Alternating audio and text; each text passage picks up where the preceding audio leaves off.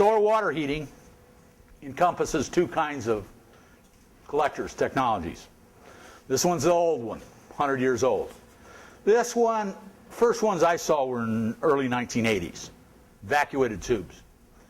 And there are some differences with them. High controversy in the industry, high controversy. In fact, if I have someone in the audience here that's one way or the other with any of these, just because I'm going to be kind of middle of the road, they'll all be throwing something at me. So don't. Evacuated tubes, flat plate collectors. What they do is they heat up to about 180 degrees. 180, maximum. Going beyond 180 degrees is hard to do. Now, it's a little easier to do for this evacuated tube. Very difficult to do for this flat plate collector. Why only 180 degrees? If you'll take this collector, and almost everything I say about this too, the evacuated tube will outperform it. Slightly in some cases, and a lot in others.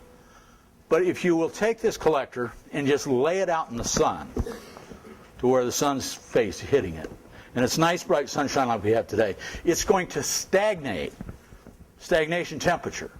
It's going to stagnate at about 350, maybe 400 degrees if it's really hot outside.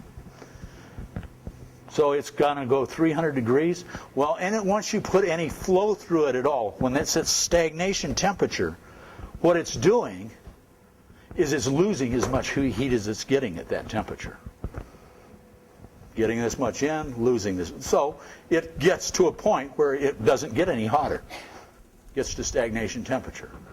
All right, when I say 180 degrees, that's effectively what it could do. Because all of these collectors, evacuated tubes, pool collectors, flat plate collectors, they all operate better at lower temperatures. At lower temperatures, closer to what ambient temperature is. When I say ambient, that's outside temperature. Does that make sense to you? It's a concept that kind of you got to have in your head with it. It's going to lose heat. The hotter it gets above what ambient temperature is, the more heat it's going to lose. And the more heat it loses, the less efficient it is. So that goes for all of them. This one, pool collector, flat plate, evacuated tube. So we want it to be cool, if possible. As cool as it can be, but still do the job for us. We don't want any of these collectors running at like 100 degrees more than what it has to be. If we're trying to heat water to 120 degrees, we really only want the collector, a good efficient system, the collector is going to be operating at 130, maybe 140. But it's not going to be operating at 200. Because when it does that, it's losing all this heat to the outside atmosphere.